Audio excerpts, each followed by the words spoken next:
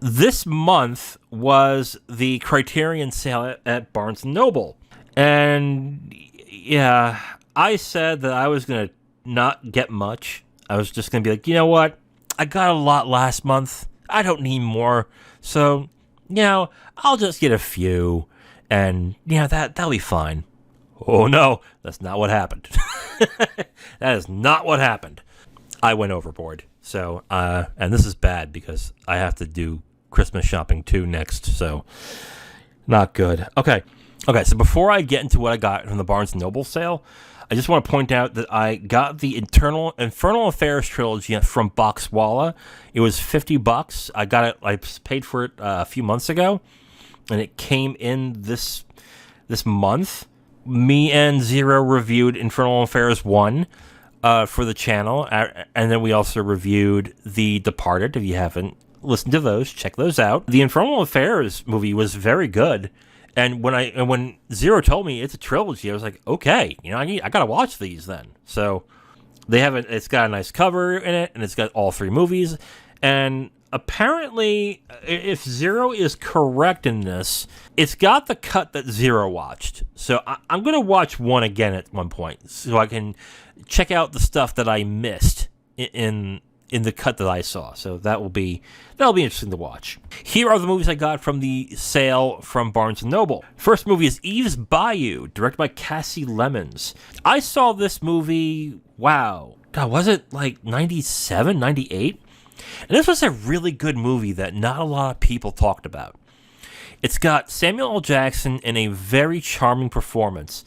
And it's about these girls, especially this one girl, who gets involved in voodoo and the things that happen throughout the film. It is a very good movie, and if you haven't given Eve's Bayou a chance, I would say pick it up and give it a shot. Eve's Bayou is a very good movie. Gilda was the next one I got. I, of course, watched Gilda a few weeks ago, and since I liked it, since I liked the movie, I thought, why not get the Criterion, check out the special features. So, yeah. I got that. Gimme Shelter, the Rolling Stones documentary.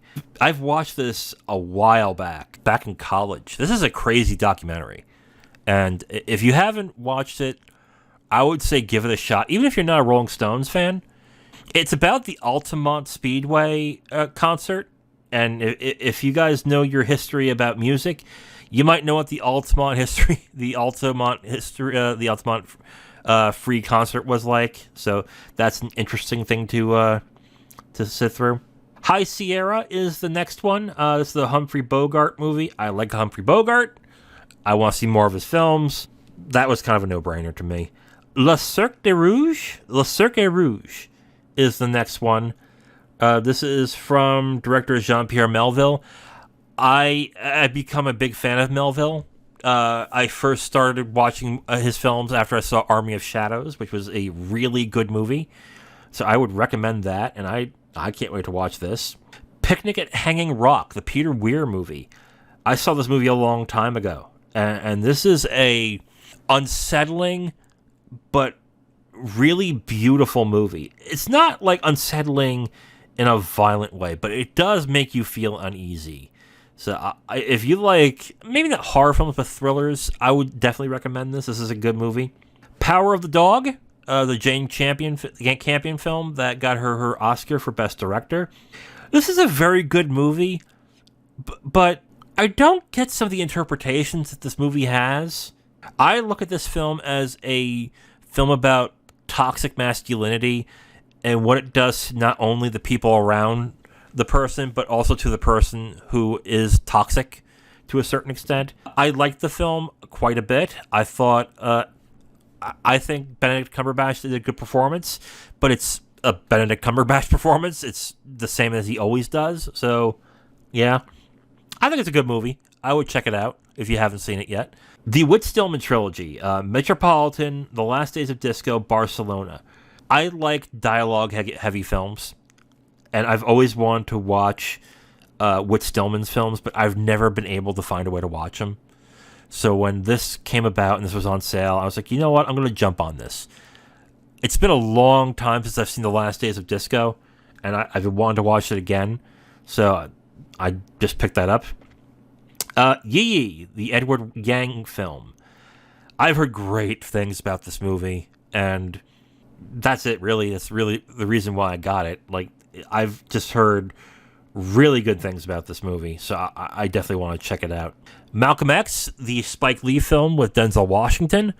I saw this film a long time ago. It was really good. A really good film. Buoyed by a very good performance by Denzel Washington. Direction from Spike Lee is fantastic. I can't wait to jump into that. WALL-E. WALL-E is the next one that I got. WALL-E is... I will say this. WALL-E is not my favorite Pixar movie, but it is a fantastic Pixar movie. The fact that it got a Criterion release, I think, is great. And partially the reason why I got it is not only because WALL-E is a great movie, and I would like to have that in the best format possible, but I kind of want to see more Disney movies make it to Criterion. Like, even if it's Pixar films, even if it's one of their lesser-known films, I think that would be great. So I definitely picked that up. Diabolique is the next one. I saw the remake of this, 94. I think it was with Sharon Stone and Chaz Palminteri. It was bad. It was a bad movie. And when people say, "Oh, Diabolique is a great movie," I would be like, "The Sharon Stone movie? That one sucked. It was terrible." And they would tell me, "No. The old movie. The movie from oh God, what's his name? I can't get his name right. But the old black and white movie is fantastic. And I haven't seen it yet, so I'm going to check that out. The Last Waltz, the Martin Scorsese documentary about the band. Hey, I'm a fan of Scorsese, and I want to see all of his films. So this is, and I've heard this is a great documentary, so I'm going to check that out. To Be or Not to Be. This is a funny comedy. This is really funny, actually. It's set in Germany. Yeah, it's set during the Nazi occupation of Poland. And I know what you're thinking. How can this be funny if it's set during the Nazi occupation of Poland? But check it out. It actually is a funny film, and it brutally makes fun of Hitler in this, too. So I thought it was a great movie. The Sword of Doom. I have heard so many good things about how crazy this movie is and how good it is and how much of a fun movie it is to watch. So I'm going to check this out as well. And The Tales of Hoffman. Through the Criterion Collection, I have gotten to see a lot of Pressburger and Powell movies, The Archers. And I've heard this is one of their better films. And I love The Red Shoes, The Life and Death of Colonel Blimp, Matter of Life and Death. They're great movies. If this is another Powell and Pressburger film, I want to see it. What I would really want to see is Peeping Tom. I definitely want to see that movie, but it's out of print, and I don't see anybody else making runs of that movie. So that sucks, but yeah, those are the but since Tales of Hoffman's there, I'm going to pick it up right away. So there's Tales of Hoffman. Those are my picks. I am not buying for a while.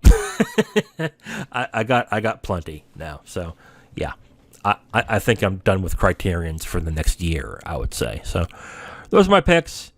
Hopefully you got some as well when you were out getting your movies at Barnes & Noble. So yep, those are my picks for my Criterion haul.